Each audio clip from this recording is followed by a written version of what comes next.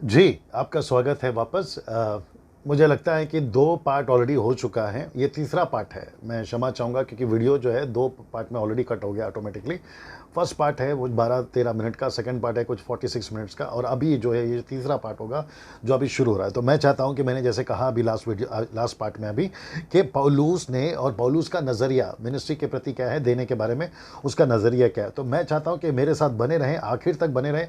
आप इसको बारी-बारी से 3 हिस्सों में या 4 हिस्सों में जैसा बनेगा मुझे नहीं पता, आगे जाके आप इसको ज़रूर देख सकते हैं। चलिए बात करते हैं पौलुस के नज़रिए को या पौलुस क्या कहता है मिनिस्ट्री और पैसे को लेकर। आइए देखते हैं। पहला कुरिन्थियों 9वां अध्याय वचन 1 से लेकर 27 तक, थोड़ा लंबा चलेगा। मैं वापस चाहता हूं कि बड़े ध्यान से सुनना, क्योंकि आप ब्रेकफास्ट से संतुष्ट सुनना चाहते हैं या मेन कोर्स से, तो ये मेन कोर्स है। आपको अगर अच्छा हेल्दी होना है आत्मिक चीज़ों में तो फिर ये आपको पूरा तक सुनना पड़ेगा, आखिर तक देखना पड़ेगा। चलिए बात करते हैं पहला कुरिन्थियों 9वां अध्याय वचन 1 से। फर्स्ट कुरिन्थियों चैप्टर 9 वर्स 1 लिखा है, पौलुस कहता है, क्या मैं स्वतंत्र नहीं, क्वेश्चन मार्क। क्या मैं प्रेरित नहीं, क्वेश्चन मार्क। क्या मैंने यीशु को हमारा जो प्रभु है नहीं देखा, क्वेश्चन मार्क। क्या तुम प्रभु में मेरे बनाए हुए नहीं हो, मतलब मैंने तुमको आत्मिक जन्म दिया, दूसरे शब्दों में मैंने तुम्हारा उद्धार कराया, मैंने तुमको चलाया, मैं तुम्हारा पास्टर हूं, मैं तुम्हारा प्रेरित हूं। ये सारी चीजें पहला वचन क्वेश्चन मार्क से शुरू होता है। मैं वापस पढ़ता हूं, क्या मैं स्वतंत्र नहीं, क्या मैं प्रेरित नहीं, क्या मैंने यीशु को जो हमारा प्रभु है नहीं देखा, क्या तुम मेरे बनाए हुए नहीं हो। वचन 2, यदि मैं औरों के लिए प्रेरित नहीं तो भी तुम्हारे लिए तो हूं, क्योंकि तुम प्रभु में मेरे प्रेरिताई पर छाप हो, मतलब मैंने तुमको चुना है, मैंने तुमको बनाया है। वचन 3, जो मुझे जांचते हैं उनके लिए ये मेरी उत्तर है, मेरा ये आंसर है। वचन 4, क्या हमें खाने पीने का अधिकार नहीं। पौलुस कहता है, क्या मैं तुम्हारे ऑफरिंग से खा पी नहीं सकता हूँ? क्या मैं तुम्हारे दशमांश को लेकर अय्याशी या लग्जरी लाइफ नहीं जी सकता हूँ? क्या मैं अपनी मनमानी नहीं कर सकता हूँ? क्या मैं खाना पीना नहीं कर सकता हूँ? वचन 5, क्या हमें यह अधिकार नहीं, हमें मतलब पौलुस और सिलस की बात हो रही है, क्या हमें यह अधिकार नहीं कि किसी मसीह बहन को शादी करके यानी ब्याह करके लिए फिरे, जैसे और प्रेरित और प्रभु के भाई याकूब और कैफा यानी पतरस इसको लेकर करते हैं। तो पतरस क्या करता था, बाकी प्रेरित क्या करते थे, दशमांश को लेते थे, एंजॉय करते थे, खाते थे, पीते थे, पिकनिक, शॉपिंग मॉल, अभी की तारीख से बात कर रहा हूँ, शॉपिंग मॉल, विदेश में घूमना, दुबई में घूमना, लग्जरी लाइफ जीना, गाड़ियों में घूमना। और साथ ही साथ कहता है, क्या मैं किसी मसीह बहन को शादी करके नहीं घूमूं लेकर। ये पतरस की भी बात कर रहा है पौलुस, ये मैं नहीं बोल रहा सर, बाइबल में ना। फिर वो आगे कहता है वचन 6 में, क्या केवल मुझे और बरनबास, क्षमा करें पौलुस और बरनबास की बात हो रही है, क्या मुझे और बरनबास को अधिकार नहीं कि कमाई करना छोड़े। मतलब हम तो नौकरी कर रहे हैं, तो कहता है क्या मैं नौकरी करना छोड़ दूं। वो कहता है कि मैं नौकरी कर रहा हूं। वचन 7, कौन का भी अपनी गिरह से खाकर सिपाही का काम करता है, मतलब खुद का पैसा और खुद ही नौकरी।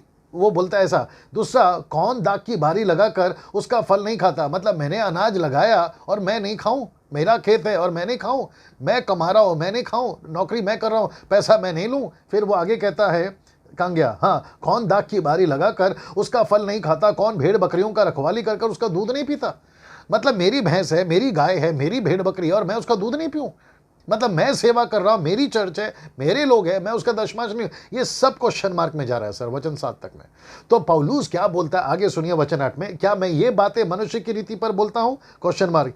वचन 9, बड़े ध्यान से सुनना, क्या व्यवस्था भी ये नहीं कहती, क्योंकि मूसा की व्यवस्था में लिखा है कि दावने वाले चलते हुए बैल का मुंह नहीं बांधना। क्या परमेश्वर बैलों की ही चिंता करता है, क्या विशेष करके हमारे लिए नहीं।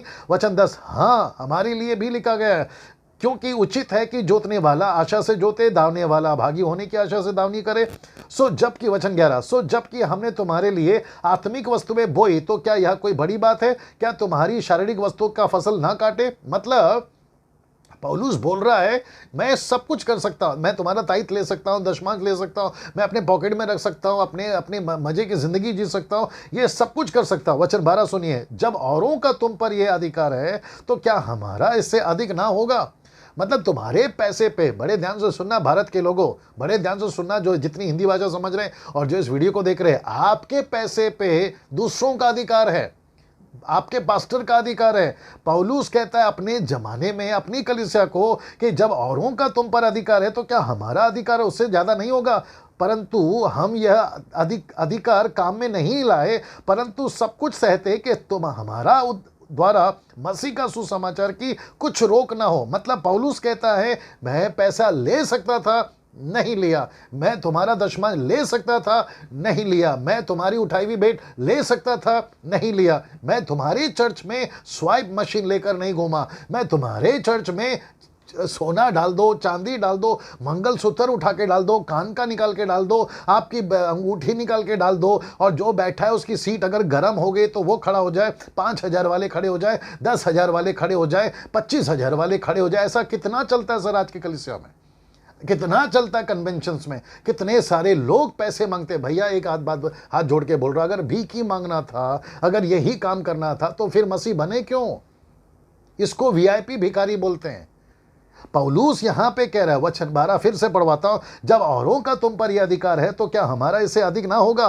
परंतु हम यह अधिकार काम में नहीं लाए, परंतु सब कुछ सहते रहे कि हमारे द्वारा मसीह का सुसमाचार की कुछ रोक ना हो। हम सहते रहे बोलता है। वचन 13 सुनिए, क्या तुम नहीं जानते कि जो पवित्र वस्तु की सेवा करते हैं वे मंदिर में से खाते हैं, और जो वेदी की सेवा करते हैं वह वेदी में का भागी हो जाते हैं? वचन 14, इसी रीति से प्रभु ने भी ठहराई हुई कि जो लोग सुसमाचार सुनाते हैं उनकी जीविका सुसमाचार से सुने। हमको अधिकार था कि क्योंकि हम तुम्हारे सुसमाचार रखे, हमको पैसा तुमसे हम ले सकते थे, बाइबल भी कहती है। लेकिन वचन 15 सुनिए, परंतु मैंने इनमें से कोई भी बात को काम में नहीं लाया। Can you believe this? वचन 15 में वापस पढ़ता हूं, परंतु मैंने इनमें से कोई भी बात को काम में नहीं। कहां से? वचन 7-8 से पढ़ते जो आ रहे ना वहां से लेकर अभी तक मैंने किसी को भी काम में नहीं लाया। रुकिए, आपको समझना होगा सर, मैं ये सब क्यों कह रहा हूं। यहां जलन है, यहां पे तड़प है, यहां पे बेचैनी है। आपको पता है क्यों? एक कहावत है बाहर, तंगी में आटा गीला। यहाँ वैसे ही मसीह में हम लोग माइनॉरिटी में हैं, अल्पसंख्यक हैं। यहाँ पहले ही कलीसियाओं में परमेश्वर के दासों के चेले नहीं बनाया जा रहे, लोगों को नहीं बनाया जा रहा है। वैसे ही मसीह का काम इतनी तेजी से नहीं चल रहा है। ऊपर से ये सारा चीज़ आकर आप वैसे ही काम को रोक दोगे। हम एक तरफ मिशन के लिए लोगों को तैयार कर रहे हैं, दूसरी तरफ कुछ लोग आते हैं उसमें पानी डाल देते हैं और कहते हैं कि आपका काम मिशन का नहीं है, आपको लग्जरी लाइफ जीनी है, आपको परमेश्वर ने अमीर बनने के लिए बोला, आपको परमेश्वर ने झोपड़े से बंगले में रहने के लिए बोला, साइकिल से मोटरसाइकिल, मोटरसाइकिल से मारुति गाड़ी। क्या कर रहे हो सर आप लोग? सोच के देखिए आप लोग क्या कर रहे हो। और जितने मेरे व्यूवर्स हैं ना, मैं उनको भी कहना चाहता हूं, ऐसी बकवास को नहीं सुनना। मैं रिपीट करूंगा, अभी पीने दीजिए मुझे पानी, सॉरी।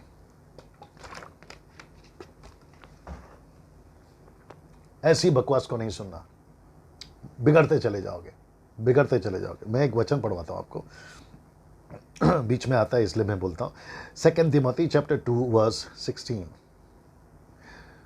पर अशुद्ध और बकवास से बचा रहे, क्योंकि ऐसे लोग और भी अभक्ति में बढ़ते जाएंगे। वचन 17, उनका वचन सड़े हुए घाव की नाई फैलता जाएगा। हिमेनियुस और फिलेतुस उन्हीं में से है। कैसे फैलेगा? सड़े हुए घाव की तरह।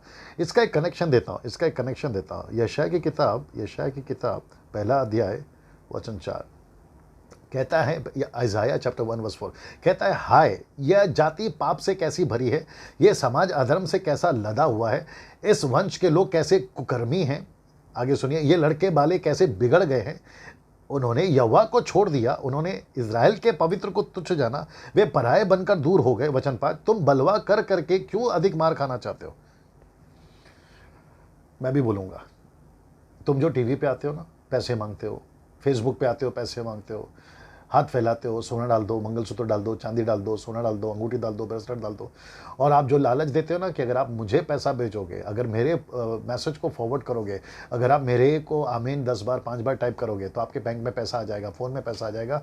ऐसे लोगों को मैं वापस वचन पढ़ना चाहूँगा, तुम बलवा करके क्यों अधिक मार खाना चाहते हो प्रभु से?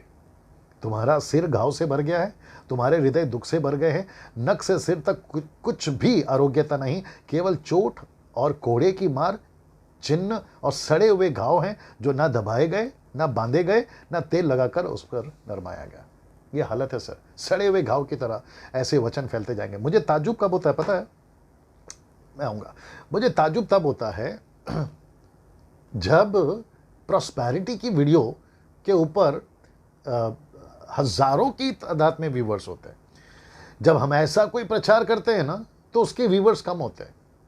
और मुझे लोग बोलते हैं कि देखिए डैनियल भाई, इनके इतने सारे व्यूवर्स हैं, इनके इतने सारे सब्सक्राइबर्स हैं, मिलियंस में हैं, लैक्स में हैं, तो फिर मेरा वचन वही याद आएगा आपको, अभी मैं जो बताया, 2 तीमोथी उसका 2 अध्याय वचन 17। सड़े हुए घाव की तरह फैलेंगे ये लोग, और ऐसे लोगों को सुनना इनको अच्छा भी तो लगता है। पौलुस ने बोला हुआ है, कानों की खुजली के चलते लोग अपने लिए उपदेशक बटोर लेंगे, तो उनको वही सुनना पसंद है, ये वाली बातें नहीं सुनेंगे वो। एनीवे, मैं एक वचन और पढ़वाऊंगा, क्षमा करें, मैं 1 कुरिन्थियों 9 का 15 तक पढ़ रहा था। 1 कुरिन्थियों 9 का 15 तक पढ़ रहा था, और मैं चाहता हूं कि मैं उससे आगे कंटिन्यू करूं, क्योंकि बहुत गजब का चीज़ उसने बोला। वचन 16 पढ़ते हैं, यदि मैं सुसमाचार सुनाऊं तो मेरा कुछ घमंड नहीं, क्योंकि यहाँ तो मेरे लिए अवश्य है, क्योंकि और यदि मैं सुसमाचार ना सुनाऊं तो मुझ पर हाय, क्योंकि यदि अपनी इच्छा से यह करता हूं तो मजदूरी मुझे मिलती है, और यदि अपनी इच्छा से नहीं करता तो भी भंडार पर मुझे सौंपा गया। वचन 18, सो मेरी कौन सी मजदूरी है कि मैं सुसमाचार सुनाने में मसीह का सुसमाचार सेहतमंद कर दूं, यहां तक कि सुसमाचार में जो मेरा अधिकार है उसको मैं पूरी रीति से काम में लाऊं। वचन 19, मतलब मेरी नौकरी करो, मेरा पैसा उसमें मैं लाऊं, वो बोल रहा है वो। वचन 19, क्योंकि सबसे स्वतंत्र होने पर भी मैंने अपने आप को सबका दास बनाया, अधिक लोगों को खींच लाऊं। मैं यहूदियों के लिए यहूदी बना, यहूदियों को खींच लाऊं। जो लोग व्यवस्था के अधीन हैं उनके लिए व्यवस्था के अधीन ना होने पर भी व्यवस्था के अधीन बना कि उन्हें खींच लाऊं, ताकि उनका उद्धार कर सकूं। वचन 21, 1 कुरिन्थियों 9 का 21 पढ़ रहा हूं, व्यवस्थाहीनों के लिए जो परमेश्वर की व्यवस्था हीन नहीं परंतु मसीह की व्यवस्था के अधीन है, व्यवस्थाहीन सा बना ताकि उनको खींच लाऊं। मैं निर्बलों के लिए निर्बल बना, निर्बलों को खींच लाऊं। मैं सब मनुष्य के लिए सब कुछ बना, किसी ना किसी रीति से एक का उद्धार कराऊं। तो उसका कॉन्सेप्ट, उसका दर्शन, उसका फोकस एक ही था, यहूदी, नॉन जूविश, जंटाइल्स, किसी ना किसी का वो उद्धार करा कर लेकर आया। वचन 23, मैं सब कुछ सुसमाचार के लिए करता हूं, औरों के साथ उसका भागी हो जाऊं। वचन 24, क्या तुम नहीं जानते कि दौड़ में दौड़ते तो सभी हैं परंतु इनाम एक ही लाता है, वैसे ही दौड़ो जैसे कि जीतो। वचन 25, हर एक पहलवान सब प्रकार का संयम करता है, वे तो एक मुरझाने वाले मुकुट को पाने के लिए सब कुछ करते हैं, परंतु हम तो उस मुकुट के लिए करते हैं जो मुरझाने की नहीं। यानी उसका फोकस यहाँ नहीं, प्रभु के राज्य में था, स्वर्ग के लिए था। वचन 26, इसलिए मैं तो इस रीति से दौड़ता हूँ परंतु बेठकाने नहीं, इस रीति से के मुक्कों से लड़ता हूँ परंतु उनकी नहीं जो हवा से पीटता हुआ लड़ता है। वचन 27, परंतु मैं अपनी देह को मारता हूँ। ये इंटरेस्टिंग है, मैं अपनी देह को मारता हूँ, मैं अपनी इच्छाओं को मारता हूँ। मैं भी घूमना चाहता हूँ लग्जरी गाड़ी में, मैं भी खाना चाहता हूँ पिज्जा बर्गर, मैं भी घूमना चाहता हूँ विदेश में, मैं भी जाना चाहता हूँ 3-3 घंटा थिएटर। आप समझ रहे हैं मैं किसकी बात कर रहा हूँ? ये सब कुछ मैं भी करना चाहता हूँ, लेकिन पौलुस कहता है मैं अपने देह को मारता हूँ, कूटता हूँ, वश में लाता हूँ, ऐसा ना हो कि औरों का प्रचार करके मैं आप ही किसी रीति से निकम्मा ठहरूं। Can you believe this? ना, ये सारी चीज़ें मैं क्यों बोल रहा हूँ, मैं आपको बताता हूँ। एक और वचन पढ़ाता हूँ, 2 थिस्सलुनीकियों 3 अध्याय वचन 11। ये सारी चीज़ों को पढ़ना पड़ेगा सर, आपको स्टडी करना पड़ेगा, नहीं तो फिर आप भटक जाओगे। दूसरा, इसलिए मैं 4 फेस में वीडियो बना रहा। 2 थिस्सलुनीकियों 3 अध्याय वचन 11 से लेकर 12, देखो क्या लिखा है। हम सुनते हैं कि कितने लोग तुम्हारे बीच में अनुचित चाल चलते हैं, कुछ काम नहीं करते और औरों के काम में हाथ डालते हैं। वचन 12, ऐसों को हम प्रभु यीशु मसीह में आज्ञा देते हैं और समझाते हैं कि चुपचाप काम करे और अपनी ही रोटी खाए, चुपचाप काम करे और अपनी रोटी खाए। 2 थिस्सलुनीकियों 3:10 में क्या बोलता है, देखिए, जब हम तुम्हारे यहाँ थे तब भी यह आज्ञा देते थे कि यदि कोई काम करना ना चाहे तो खाने भी ना खाए। मुझे पता है कि मैं रेफरेंसेस बहुत स्पीड बोल रहा हूँ, आप पॉज करके रिवाइंड करके आप उसको सुन सकते हो, क्योंकि मुझे बहुत कुछ बोलना है आपके पास में, ठीक है ना। मैं वापस कहता हूँ, जो पास्टर हैं, सही, पौलुस प्रेरित है, पास्टर नहीं, प्रेरित है, बड़ा पोस्ट है। वो कहता है कि मैं नौकरी करता हूँ, मैं अपने खुद का काम करता, तंबू बनाने का काम करता था वो आदमी, मैं खुद का काम करता हूं, उसके बावजूद आई गेस प्रेरितों की किताब 20वां अध्याय, अगर मैं गलत नहीं हूं उसको देख लेते एक बार। पौलुस नौकरी तंबू का काम करता था, अगर मैं गलत नहीं, मैंने पढ़ा इसलिए मैं बोल रहा हूं।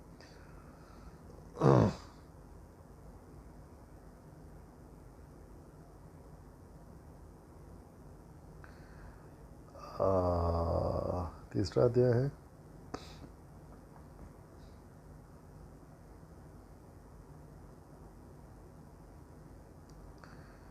एक मिनट,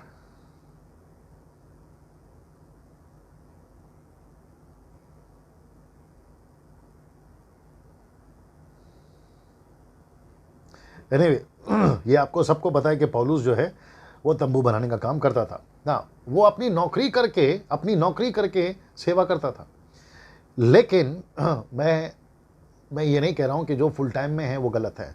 नौकरी धंधा छोड़ के आप प्रभु में आ गया, आपको प्रभु बुला सकता है, आपको प्रभु सेवा दिया है और आपको वो बोल सकता है कि अपनी नौकरी छोड़ो, बिजनेस छोड़ो और मेरी सेवा में आ जाओ। ये भी हो सकता है, मैं उसके लिए स्वीकार करता हूँ। ये प्रभु आपको बुलावा दे सकता है, जो प्रभु कहता है वो करिए। बट अगर प्रभु बुला रहा है तो फिर प्रभु देगा ना खाना। अगर आप डंके की चोट पे बोलते ना कि मुझे प्रभु ने बोला है, तो फिर आपको प्रभु पे ही भरोसा रखना है। अगर परमेश्वर ने एलिया को बोला है कि मैं तुझे जहां भेज रहा हूं वहां जा, तेरी रोटी मैं खिलाऊंगा, कौवे मैं लाऊंगा, पानी मैं पिलाऊंगा, रास्ते में तुझे भूख लगेगी, स्वर्गदूत के द्वारा रोटी मैं खिलाऊंगा, तो जब प्रभु ने बुलाया तो प्रभु खिलाएगा ना। परमेश्वर आपको कभी आपको गरीब नहीं रखेगा। आप जब मुझे देखते हैं तो कुछ लोग मेरे को बोलते हैं कि डैनियल भाई आपका लाइफस्टाइल बहुत अलग है। वो इसलिए है क्योंकि प्रभु मुझे देता है। कुछ लोग मुझे बोलते हैं कि आप अंगूठी पहनते हो, ब्रेसलेट पहनते हो, गले में चेन पहनते हो, आप वीआईपी स्टाइल में रहते हो। ये इसलिए रहता हूं क्योंकि प्रभु मुझे देता है, बहुत तरीके से देता है। ये अलग विषय पे मैं कभी बात करूंगा कि है ना क्या चीज़ें हैं, ये मैं बात करूंगा। लेकिन मैं वापस कहता हूं, अगर प्रभु ने सेवकाई के लिए बुलाया, वो आपको गरीब नहीं रखेगा, आपको भूखा नहीं रखेगा, आपके बच्चों को किसी के सामने हाथ फैलाने नहीं देगा, आपकी पत्नी को किसी चीज़ में कमी नहीं रखेगा, आपके घर में वो सारी चीज़ें रहेगी। क्यों? क्योंकि जब वचन कहता है, ओल्ड टेस्टमेंट न्यू टेस्टमेंट को दोनों को कोट करूंगा, निर्गमन की किताब उसका 25 का 23 में लिखा है, जो यहोवा की सेवा करेगा परमेश्वर उसके अन्न जल, खाने पीने, आने जाने, उसके चंगाई, उसके बांझपन सबको आशीष देगा। और इसी बात को यीशु मसीह ने बोला है यूहन्ना की किताब उसका 12 अध्याय वचन 26 से लेकर 31 तक में। उसने कहा जो बेटे की सेवा करेगा बाप उसका आदर करेगा। पहला शमूएल उसका दूसरा अध्याय वचन 30 में लिखा है, जो परमेश्वर का आदर करेगा परमेश्वर उसका आदर करेगा। किस रूप में? हर रूप में। आपकी इज्जत, आपका हेल्थ, आपका एज, आपका पैसा, आपका हर चीज, आपका आना जाना उठना बैठना, हर चीज में आशीष देगा। कब? जब आपको परमेश्वर सेवा के बुलाएगा, तब जब आपको परमेश्वर एक तरफ से विजन और प्रोविजन दोनों दे रहा है। वापस बोल रहा, सुन लीजिए, विजन एंड प्रोविजन जब दोनों दे रहा है तो फिर आप हाथ क्यों फैलाते हो? आप लोगों के सामने क्यों मांगते हो कि भैया मुझे दे दो, मुझे दे दो? परमेश्वर है ना, आपको दे देगा। बाइबल कहती है तुम्हारे मांगने से पहले उसको तुम्हारी जरूरतें पता है, क्या चाहिए और क्या नहीं चाहिए। यह है आपका परमेश्वर। दिक्कत यहां पर यह है कि आपको चुपचाप अपना काम करना है। जब प्रभु देगा, प्रेज गॉड। नाउ मैं चाहता हूं कि दूसरा थिस्सलुनीके की किताब उसका 3रा अध्याय, क्षमा करें, पहला कुरिन्थियों की किताब उसका 4था अध्याय। मेरे साथ बने रहें, मजा आएगा सर आपको। पहला कुरिन्थियों 4 का 8 से 13 तक में। तुम तो तृप्त हो चुके, तुम धनी भी हो चुके, तुमने हमारे बिना राज्य किया, परंतु भला होता कि तुम राज्य करते, कि हम भी तुम्हारे साथ राज्य करते। वचन 9, मेरी समझ में परमेश्वर ने हम प्रेरितों को सबके बाद उन लोगों के नहीं ठहराया है जिनकी मृत्यु की आज्ञा हो चुकी है। पौलुस के लिए मृत्यु की आज्ञा हो चुकी है कि हम जगत में तो स्वर्गदूत और मनुष्य के लिए एक तमाशा ठहरे। पौलुस कहता है मैं तमाशा ठहरा। तो मुझे ऐसा लगता है इंसान तो इंसान, स्वर्गदूत भी देखते थे कि यार पौलुस कितना दुख उठा रहा है, कितना तकलीफ उठा रहा है, और वो स्वर्गदूत के नज़र में भी तमाशा। स्वर्गदूत भी कुछ नहीं कर पाते थे। स्वर्गदूत सेवा करते होंगे पौलुस के, वो भी कुछ नहीं कर पाते। यार ये आदमी इतना दुख उठा रहा है, किसके लिए? सेवा का के लिए। इसलिए उसने बोला, पहला कुरिन्थियों 4 का 10 पढ़ रहा हूँ, हम मसीह के लिए मूर्ख हैं परंतु तुम मसीह में बुद्धिमान हो, हम निर्बल हैं परंतु तुम बलवान हो, तुम आदर पाते हो परंतु हम निरादर होते हैं। ये पौलुस की बात हो रही है। वचन 11 13 तक पढ़ूंगा। हम इस घड़ी तक भूखे प्यासे, नंगे, घूसे खाते और मारे मारे फिरते। मैं 11 को वापस पढ़ूंगा। 1 कोरिन्थियन 4:11 कहता है हम इस घड़ी तक पहुंचे थे कि भूखे रहे हैं, प्यासे रहे हैं, नंगे रहे हैं, घूसे खाते रहे, मारे मारे फिरते रहे। कौन सा पास्टर आज की तारीख में यह करेगा बताइए? जिसकी बड़ी बड़ी मिनिस्ट्री है, इंटरनेशनल मिनिस्ट्री है। भैया पहला कुरिन्थियों 4 का 11 एक बार पढ़ लीजिएगा। आपको जो बॉडीगार्ड चाहिए, आपको जो इनोवा कार चाहिए, आपको जो लग्जरी लाइफ चाहिए, आपको जो 5 स्टार होटल चाहिए, आपको जो एसी कमरा चाहिए, आपको ऑफरिंग पैकेट में बड़े बड़े चाहिए, डॉलर्स में चाहिए, चेक में चाहिए, ड्राफ्ट में चाहिए, ऐसे लोगों को एक बार पहला कुरिन्थियों 4 का 11 पढ़ लेना चाहिए। ये है असली सेवा, ये थी मिनिस्ट्री। पौलुस इतना बड़ा पास्टर होकर अगर ये सारा दुख उठा सकता है, तो सर फिर आप और मैं क्या चीज़ है? हम दुख उठाना क्यों भूल गए? ना मैं चाहता हूं कि मैं समाप्ति की भी तरफ बढ़ूं। मैं चाहता हूं कि मैं आपको पौलुस की लाइफस्टाइल और टीचिंग बता देता हूं। पौलुस ने कभी भी अपने प्रीचिंग में प्रॉस्पेरिटी नहीं बोला। आइए देखते क्या बोला उसने। दूसरा तिमोथी की किताब उसका 2 अध्याय वचन 3 लिखा है, मसीह यीशु के अच्छा योद्धा की नाई मेरे साथ दुख उठा। पौलुस ने तिमोथी को बोला। तो पौलुस ने कभी भी अपनी मिनिस्ट्री में ये प्रचार किया ही नहीं। मैं एक प्रभु के दास को जानता, नाम नहीं बताऊंगा, वो कहता है कि पहले हमने बहुत सेवा कर ली, बहुत साइकिल में घूम लिए, गांव गांव सड़क सड़क दुख बहुत हमने उठाया, लेकिन अभी मेरे कोई भी सेवक दुख नहीं उठाएगा और हम भी गाड़ियों में घूमेंगे। Can you believe that? ये व्यक्ति ने बोला, अच्छा खासा फेमस आदमी है, वो कहता है कि हम जो हैं अब हम गाड़ियों में घूमेंगे, इंटरनेशनल मिनिस्ट्री हो गई है उसकी। तो दुख उठाना कहाँ गया? मसीह के लिए त्याग का जीवन कहाँ गया? ग्रेम स्टेन और उनके दोनों बच्चों को जब जलाया गया तो बीच में मूवी निकली थी, तो बहुत सारे लोगों ने उनके पिक्चर को जाकर देखा थिएटर में।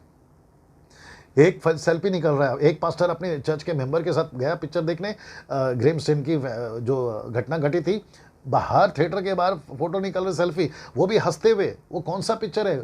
कॉमेडी पिक्चर थी वो, कोई अलग पिक्चर थी वो? एक प्रभु का दास शहीद हुआ है, उसके 2 बच्चे को जिंदा जलाया गया। मूवी देखने के बाद, यानी कि वो पिक्चर देखने के बाद बाहर आके आपके आंखों में आंसू होने चाहिए, लेकिन यहाँ पे सेल्फी ली जा रही थी सर, पिज्जा बर्गर खाते हुए। Can you believe that? ये तमाशा नहीं है तो क्या है बताइए? एक शहीद को जो प्रभु के लिए मार्टियर हो गया है, आप उसकी वीडियो को, पिक्चर को देखकर आकर आप सेल्फी ले रहे हैं हंसते हुए, hey guys how are you, कितनी अच्छी मूवी इन ऑल दैट। ये सारा क्या है सर? सोच के देखिए आप कहाँ जा रहे हैं, है ना? इसलिए तो डैनियल राज की बातें पसंद नहीं आती कुछ लोगों को, क्योंकि ये सेवा है असली में। मैं वापस कहता हूं, बाइबल को ठीक से समझिए, हम लोग मिसगाइडेड हो गए हैं ना। मैं एक वचन पढ़वाता हूं जो आज की कंडीशन को बता रहा है, तभी हेजेकिएल को प्रोफेसी देकर परमेश्वर ने बताई थी आज की कंडीशन को। आइए देखते हैं आज की कंडीशन कैसी है, हूबहू मिलती है। हेजेकिएल की किताब 22वां अध्याय वचन 25 से पढ़ने जा रहा हूं। The book of Ezekiel chapter 22 verse from 25। देखिए क्या लिखा है। तेरे भविष्यवक्ताओं ने, आज की तारीख में पास्टर, रेवरेंड, बिशप, डॉक्टर जो भी हैं, तेरे भविष्यवक्ताओं ने मुझ में राजद्रोही की गोष्ठी की है, मतलब मेरे विरोध गए हैं। आगे सुनिए, उन्होंने गरजने वाले सिंह की नाई आहेर पकड़ा है, मतलब जैसे शेर जो है ना अपना आहेर पकड़ता है ना, ऐसे आहेर पकड़ा है और प्राणियों को खा डाला है। मेरे रखे हुए अनमोल धन को छीन लेते हैं और तुझ में बहुत स्त्रियों को विधवा कर देते हैं। मेरे पैसे को छीन लेते हैं, जैसे दाऊद ने सुलेमान की जो माँ थी ना, उसको पति को मरवा डाला, जब छत पे उसने एक औरत को देखा, है ना, उसको मरवा डाला। वैसे ही यहाँ पर लिखा है कि तुम आहेर कर लेते हो, मेरे धन को छीन लेते हो और स्त्रियों को विधवा कर देते हो। ये सिचुएशन तभी का बताया था। वचन 26, उसके याजकों ने मेरी व्यवस्था का अर्थ खींच खांच कर लगाया है और मेरी पवित्र वस्तु को अपवित्र किया है। उन्होंने पवित्र और अपवित्र का कुछ भेद नहीं माना और ना औरों को शुद्ध और अशुद्ध का भेद सिखाया। मेरे विश्राम दिन को भी निश्चिंत में रहते हैं, मतलब उनको सीरियस नहीं लेते। इस्राएलियों की बात हो रही है, जिसमें उनके बीच अपवित्र ठहराओ। वचन 27 को देखते हैं क्या कहता है जी। उसके प्रधान हुंडरों की नाई आहेर पकड़ते हैं, अन्याय से लाभ उठाने के लिए हत्या करते हैं और प्राण घात करने को तत्पर रहते हैं। वचन 28, उसके भविष्यवक्ता उनके लिए कच्ची लेसाई करते हैं, उनका दर्शन पाना मिथ्या है, यहोवा के बिना कुछ भी। वे यह कहकर झूठी भावी बताते हैं कि प्रभु यहोवा कहता है, मतलब झूठी प्रोफेसी, फॉल्स प्रॉफिट उनको कहा गया। इसका मतलब है, बड़े ध्यान से सुनना, इसका मतलब है कि ये कहते हैं कि देखो प्रभु ने कहा है हमें बताने के लिए, ये भविष्यवाणी प्रभु की ओर से है, आपको ऐसा हो जाएगा, जबकि प्रभु नहीं बोलता ना। मैं चाहता हूं, मैं अभी समाप्ति पे आ रहा हूं, मैं चाहता हूं कि अभी आप इसको सुनिए। ये मेरा लास्ट पार्ट आ गया, ठीक है ना, बड़े ध्यान से सुनना। मुझे लगता है 12-13 मिनट में खत्म हो जाना चाहिए ना। ये सब आपने सुन लिया, पार्ट 1, पार्ट 2, अभी ये पार्ट 3 चल रहा है, ये सब आपने सुन लिया। अब आपके मन में प्रश्न चल रहा होगा कि पास्टर डैनियल, ठीक है हम ये बात समझ गए, लेकिन क्या हम दशमांश दें या ना दें, हम ऑफरिंग दें या ना दें? तो मैं वापस कहना चाहता हूं, मलाकी 3:10 का डर दिखाकर अगर आपसे कोई ऑफरिंग दशमांश लेता है तो आप नहीं देना है, मलाकी 3:10 दिखाकर। लेकिन अगर आप जिस चर्च में जाते हैं, बैप्टिस्ट, पेंटिकॉस्टल, कोई भी हो, कैरिस्मेटिक, आप किसी भी चर्च में जाते हैं, देश में विदेश में, अगर वो चर्च, बड़े ध्यान से सुनना, अगर वो चर्च, और जिसको जो नीचे लिखना लिख सकता है, अगर जो चर्च आत्माओं को जीतने में, कलीसिया स्थापना करने में, मिशनरी को भेजकर गांव गांव, शहर शहर सेवा करने के लिए, अगर जो ऐसी कलीसिया है, मैं चाहता हूं कि 10 नहीं 20 दीजिए, 20 नहीं 30 दीजिए, 30 नहीं 40 दीजिए, लेकिन दीजिए ऐसे कलीसियाओं को। लेकिन जो कलीसिया सिर्फ नामधारी मसीह है, नाम के लिए कलीसिया खोल के रखी है। ना कोई चर्च एवेंजलिज्म हो रहा है, चर्च में एवेंजलिज्म हो रहा है, ना सोल विनिंग हो रही है, ना डिसाइपलिंग हो रही है, ना मिशनरी को भेजा जा रहा है, ना किसी गांव के चर्च को गोद लेकर वहां पर सेवकाई शुरू की जा रही है, ना चर्च प्लानिंग मूवमेंट है। ऐसा कोई भी एक्टिविटीज नहीं है। मैं आपको कहना चाहता हूं, आपका दशमांश वहां पे मत दीजिए। आपका बीज आप गलत जगह पे बो रहे हो और उसका फल आपको नहीं मिलेगा। आपको जो नीचे लिखना लिख लीजिए, मुझे कॉल करना कर लीजिए। मेरा नंबर वापस बताता हूँ 9982335777। जिसको कॉल करना करिए। अगर इतनी हिम्मत आपके आप में होती है ना नीचे कमेंट में लिखने की, तो उतनी ही हिम्मत जरा कॉल करके बात करने के लिए भी कर लीजिएगा। फिर बात करते देखते क्या होता है, ठीक है ना। आप जितने परमेश्वर के हैं, मैं भी उतना परमेश्वर का हूँ। आप जितना प्रभु की सेवा करते हैं, मैं भी उतना सेवा का प्रभु की करता हूँ। जितनी चिंता आपको है ना, उतनी चिंता मुझे भी। जो बाइबल आप पढ़ते हैं, मैं भी वही पढ़ता हूँ। मुझे अलग और आपको अलग परमेश्वर ने बाइबल नहीं दी है, तो गड़बड़ियाँ क्यों ना। अब उसके संदर्भ में मैं कुछ बातें बताकर समाप्त करने जा रहा हूं। तो मैं वापस कहता हूं कि जो कलीसिया परमेश्वर की आत्माओं को बचाने में, सेविकाई करने में, मिशनरी भेजने में, उनको जरूर दीजिए। 10 नहीं 20 दीजिए, 20 नहीं 30, 30 नहीं 40 दीजिए, जरूर दीजिए।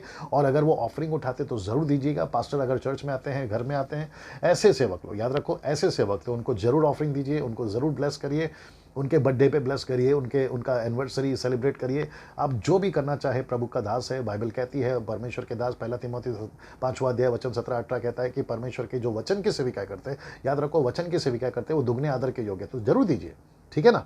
लेकिन आइए देखते हैं इसके साथ साथ पौलुस क्या कहता है। दूसरा कुरिन्थियों, मैं वापस कहता हूँ, ये मेरा लास्ट पार्ट है। दूसरा कुरिन्थियों 11 का 7 से 9 तक पढ़ते हैं। 7 से 2 Corinthians chapter 11 verse 7। देखिए क्या लिखा है। क्या इसमें मैंने कुछ पाप किया कि मैंने तुम्हें परमेश्वर का सुसमाचार सेंत में यानी मुफ्त में सुनाया और अपने को नीचा किया कि तुम ऊंचे हो जाओ। वचन 8, मैंने दूसरी कलीसियाओं को लूटा। शब्द देके लूटा, मैंने दूसरी कलीसियाओं को लूटा, अर्थात मैंने उससे मजदूरी ली ताकि तुम्हारी सेवा करूं। मैं वही तो बताया ना अभी आपको। तो इसका मतलब है 2 Corinthians chapter 11 verse 8 कहता है, मैंने दूसरी कलीसियाओं से मजदूरी ली। मैंने दूसरी कलीसियाओं को कहा कि मुझे पैसे दो। क्यों दो? ताकि वो पैसा मैं तुम्हारी सेवा में लगा सकूं। मैंने अभी वही तो कहा, जो चर्च सेवा कर रही है, जो चर्च आत्माओं को बचा रही है, दूसरी कलीसियाओं को तैयार कर रही है, दूसरी कलीसिया मतलब ब्रांचेस तैयार कर रही है, वहां जरूर पैसा दीजिए, जरूर पैसा दीजिए। और ऐसे मिशनरियों को ढूंढिए। जितने यूट्यूब पे भी देख रहे हैं, आप यूके से है, यूएसए से, मिडल ईस्ट से हैं, आप अच्छा खासा कमा लेते हैं, बिजनेस करते हैं, नौकरी करते हैं, आपके पास खूब पैसा आता है और आपको नहीं पता चल रहा है कि ये पैसा कहाँ देना है। आप जहाँ सब दे रहे हैं वहीं पे देते जा रहे हैं। बड़ा बड़ा बैनर और बड़ा बड़ा नाम देखकर आप अगर पैसा दे रहे हैं, तो मैं चाहता हूँ जितना जल्दी हो सकता है अपना हाथ खींचिए, मत दीजिए। ऐसे मिशनरियों को ढूंढिए गाँव गाँव में जो सेवा करते हैं। बेचारों के पास में पैसे नहीं है, 4 वक्त का ठीक का खाना नहीं है, उनके बच्चों के लिए स्कूल का फीस नहीं है, ऐसे जगह पे पैसे दीजिए और वहां पे पैसा आपका खूब इस्तेमाल होगा और उसका बीज का फल भी आपको मिलेगा, ठीक है ना। आगे पढ़ते हैं वचन 9 को, 2 Corinthians 11 का 9। और जब तुम्हारे साथ था और मुझे घटी हुई तो मैंने किसी पर भार नहीं दिया, क्योंकि मुझे भाइयों ने मकिदुनिया से आकर मेरी घटी को पूरा किया दूसरों ने आकर मेरी घटी को पूरा किया, और मैंने हर बात में अपने आप को तुम पर भार होने से रोका और रोके रखूंगा। मतलब मुझे पर्सनल पैसा नहीं चाहिए, मुझे मेरे व्यक्तिगत के लिए पैसा नहीं चाहिए। मैं वापस वार्न करना चाहता हूँ, मैं वापस चेतावनी देना चाहता हूँ, मैं वापस आप सभी को कहना चाहता हूँ, जितने सेवक लोग हैं, आप परमेश्वर के पैसे को गलत तरीके से अगर खाओगे, किडनियाँ फेल हो रही हैं, रास्ते में हादसे हो रहे हैं, गाड़ियां कुचल कर जा रही हैं, लोग अचानक से मर रहे हैं, plane crash, train crash, car crash, न जाने क्या क्या क्रैश हो रहा है। रात को बिरयानी खा के सोते हैं और सुबह उनकी मौत होती है बिस्तर पे ही। ये सब कुछ हो रहा है। मैं वापस कहता हूं, परमेश्वर भय योग्य परमेश्वर है, उसका मजाक मत बनाइए। इब्रानी किताब उसका 10 का 31, 29, 30, 31 में लिखा है, परमेश्वर के हाथों में पड़ना भयानक बात है। ये सारी बातें मैं आपको क्यों बता रहा हूँ? ताकि आपको एक डर आए परमेश्वर का। परमेश्वर के भय में चलना बहुत ज़रूरी है सर। आप परमेश्वर के पैसे को मिसयूज़ नहीं कर सकते, अपने खुद के फ़ायदे के लिए नहीं कर सकते। आप 3-3 घंटा थिएटर में जाकर बैठते हो, शॉपिंग मॉल पे जाते हो, किसका पैसा है? चर्च का पैसा। शर्म आनी चाहिए सर आप लोगों को। आप चर्च के पैसे को लेकर आप 3-3 घंटा थिएटर में जाते हो, आपको शर्म आनी चाहिए।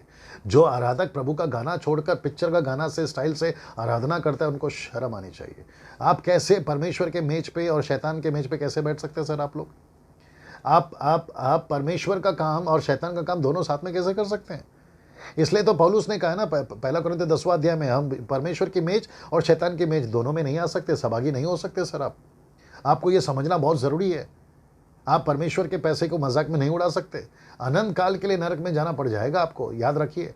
यीशु साफ कह देगा, मैं तुम्हें नहीं पहचानता हूँ। उसने जब क्या कहते हैं, गहेजी को नहीं बख्शा, उसने आपका जूडस को नहीं बख्शा, हननिया सफीरा को नहीं बख्शा। आप हमेशा बात करते ना, विधवा ने एलिया को रोटी खिलाया, आप ये क्यों नहीं बताते हो गहेजी ने पैसे के लालच में अपने आप में कोड लेकर आया? आप हमेशा पॉजिटिव साइड क्यों दिखाते हो? ये भी तो बताइए ना, कलीसिया में डर आने के लिए कि देखो अगर ऐसा करोगे तो ये गड़बड़ आएगा। ये क्यों नहीं सिखाते सर? वो इसलिए नहीं सिखाते हो क्योंकि आपके व्यूवर्स कम हो जाएंगे, आपके लाइक्स कम हो जाएंगे, आपको जो चेक मिलता है वो बंद हो जाएगा, और आपको जो ऑफरिंग आती है ना वो मिल जाएगा, और आपके फैन फॉलोवर्स कम हो जाएंगे। याद रखिए, लेकिन परमेश्वर के पास नहीं पहुंच पाओगे आप। ये मेरी तरफ से आपके लिए चेतावनी है, ये खुद के लिए भी और आपके लिए भी ना। मैं चाहता हूं कि एक और वचन पढ़वाऊं, रोमी की किताब मैं समाप्ति की तरफ आ गया। रोमी की किताब 15 का 26 देखिए क्या कहता है। रोमी की किताब 15 का 26, क्योंकि मकी दुनिया और आख्या के लोगों को यह अच्छा लगा कि यरूशलेम के पवित्र लोगों के कंगालों के लिए चंदा इकट्ठा किया जाए। एक तो मंदिर में है, ऊपर से यरूशलेम मंदिर में है, और वचन कहता है वो कंगाल है। कंगाल कैसे हो गए सर आप लोग? इसका मतलब है वो पैसे के फोकस में सेवा कर ही नहीं रहे ना। वो कह रहे हैं अगर उनको कोई घटी हो गई है, कंगाल हो गए हैं, तो हम यहाँ से चंदा इकट्ठा करके वहाँ भेजेंगे। मैं वही तो बताया पहले, आपका पैसा ऐसे चर्च में जरूर दीजिए, 10 नहीं 20 दीजिए, जहां सेवा हो रही हो, जहां वचन प्रचार कर रहा हो, आत्माओं को बचाया जा रहा हो, वहां पर जरूर दीजिएगा। एक और वचन पढ़वाता हूं, 2 कुरिन्थियों 8 का 1 से पढ़िए, देखिए क्या लिखा है। अब हे भाइयों, हम तुम्हें परमेश्वर के उस अनुग्रह का समाचार देते हैं जो मक्की दुनिया की कलीसिया पर हुआ है। बड़े ध्यान से सुनना कि क्लेश की बड़ी परीक्षा में उनके बड़े आनंद और भारी कंगाल के बढ़ जाने से उनकी उदारता बहुत बढ़ गई। एक तो गरीब है, ऊपर से कंगाल हैं, लेकिन जब चंदा इकट्ठा यानी ऑफरिंग इकट्ठा करने की बात आई तो उसकी गरीबी में भी ज्यादा दिया उन लोगों ने। क्यों दिया सर? क्योंकि उनको पता था कि अगर हमारे पास में 2 रोटी है तो 1 रोटी उसको देना है जो सेवा कर रहा है। अगर मेरे पास में 1000 रुपए है तो 900 रुपए मैं उसको दूंगा जो सेवा कर रहा है। तो ये था सर। और उनके विषय में मेरी ये गवाही है कि उन्होंने अपनी सामर्थ्य, वरना सामर्थ्य से भी बाहर मन से दिया, और इस दान में और पवित्र लोगों की सेवा में भागी होने के अनुग्रह के विषय में हमसे बार बार बहुत विनती की, और जैसे हमने आशा की थी वैसे ही नहीं, वरना उन्होंने प्रभु की फिर परमेश्वर की इच्छा से हमको भी अपनी ताई दे दिया। मतलब जो आशा की थी ना उससे बढ़कर ऑफरिंग आया। क्यों और किसके लिए? तो वहां के लोग जानते थे, बड़े ध्यान से सुनना स्टेटमेंट, वहां की कलीसिया जानती थी कि पैसे कौन से पास्टर को देना है। वहां का पास्टर जानता था कि कौन सी कलीसिया से पैसा लेना है। पास्टर जानता था, कलीसिया जानती थी, लोग जानते थे पैसा कहां जा रहा है, पास्टर जानता था पैसा कहां जा रहा है। लेकिन आज की कलीसिया को नहीं पता पैसा कहां जा रहा है, और आज की कलीसिया को पता नहीं है कि पास्टर को कि पैसा लेकर करना क्या है। See that? आप अपना घर कैसे बना सकते हैं सर पैसे, चर्च के पैसे से? आपको यह समझना बहुत जरूरी है ना। मैं चाहता हूं कि 2 आखिरी वचन पढ़ाकर, एक है क्या पहली सदी की कलीसिया में, प्रेरितों की किताब 4 अध्याय, क्या पहली सदी की कलीसिया में, वचन 33, एक्ट चैप्टर 4 वर्स 33, क्या पहली सदी की कलीसिया में ये सब एक्टिविटीज चलती थी? आइए देखते चलती थी। 33 में लिखा है, एक्ट 4:33 में लिखा है, प्रेरित बड़ी सामर्थ से प्रभु यीशु के जी उठने की गवाही देते रहे, और उन सब पर बड़ा अनुग्रह था। याद रखो अभी भी नए नए लोग आए थे, 3000 5000 टोटल 5000 की कलीसिया थी उनकी। वचन 34, उनमें कोई भी दरिद्र ना था, इंग्लिश वर्ड है पुअर, उनमें कोई गरीब ना था। जिनके पास भूमि या घर थे वे उनको बेच कर बाकी बिकी हुई वस्तुओं का दाम लाते और उसे प्रेरितों के पांव पे रखते थे। वचन 35, और जैसी जिसे आवश्यकता होती थी, मतलब जिसको जो जो आवश्यकता होती थी उसके अनुसार हर एक को बांट दिया करते थे, जैसे जिसको आवश्यकता होती थी। इसलिए उनमें कोई गरीब नहीं था। लेकिन आजकल क्या है, आपका चर्च, आपका दीवार, आपका डिनोमिनेशन, आपके लोग, मेरे पास नहीं आना, मैं दूर से देखूंगा, प्रार्थना करूंगा, दैट्स इट। लेकिन आपका चर्च अलग है, मेरा चर्च अलग है। आप पेंटिकॉस्टल है, कैरिस्मेटिक है, मैं मेथोडन हूँ, CNI हूँ, बहुत सारी चीजें। लेकिन उन दिनों में ऐसा नहीं था। एक आखिरी वचन, फिर मैं समाप्त करने जा रहा हूं, आखिरी है ये, 2 कुरिन्थियों, पैसे कैसे देना है, 2 कुरिन्थियों 9वां अध्याय वचन 7, देखो क्या लिखा है। ओके, मैं समझता हूं 6 से पढ़ते हैं। परंतु बात तो यह है कि जो थोड़ा बोता है वो थोड़ा काटेगा, और जो बहुत बोता है वो बहुत काटेगा। वचन 7, हर एक जन जैसा मन में ठाने वैसा दान करे, ना कुड़ के और ना दबाव से, क्योंकि परमेश्वर हर से देने वालों से प्रेम रखता है। वचन 8, और परमेश्वर सब प्रकार का अनुग्रह तुम्हें बहुतायत से दे सकता है, कि जिससे हर बात में और हर समय सब कुछ जो तुम्हें आवश्यकता हो तुम्हारे पास रहे, और हर भले काम के लिए तुम्हारे पास सब कुछ बहुतायत से हो। तो इसका मतलब है कि कभी भी कोई भी व्यक्ति दबाव से परमेश्वर को अपना दशमांश नहीं देगा, और ना ही कोई पुलपिट से, चर्च से आपको प्रेशराइज करके, ट्विस्ट, हैंड ट्विस्टिंग बोलते हैं जिसको, दबाव के साथ में आपको कहे कि तुम्हें देना ही होगा, नहीं दोगे तो तुम्हें श्राप आएगा, भला के 3-10 का डर नहीं दिखाना। ऐसा जो भी करता है वो गलत है। ओके, सो मेरी वीडियो यहाँ मैं समाप्त कर रहा हूँ। परमेश्वर आपको बहुत आशीष दे। ये 3 सीरीज में मैं समझता हूँ बना है, पार्ट 1, पार्ट 2, पार्ट 3। इसको तीनों को देखिए, जितना हो सकता है शेयर करिए, और आप, मेरा नंबर आपके पास में है, आप कभी भी चाहे मुझसे बात करना चाहें कर सकते हैं। मैं वापस कहता हूँ, मैं यूट्यूब से पैसे नहीं कमाता हूँ, ये टोटली मुफ्त में मैं डालता हूँ, फ्री में डालता हूँ, और मेरा मकसद एक ही है कि परमेश्वर का सही ज्ञान लोगों के बीच में जाए। अगर आपने सब्सक्राइब नहीं किया है ज़रूर करवा लीजिए, ताकि मेरी जो नई वीडियोज़ आती है उसका जो नोटिफिकेशन है वो आपको मिलता रहे। Thank you so much, God bless you all. प्रभु आपको बहुत आशीष दे। Thank you.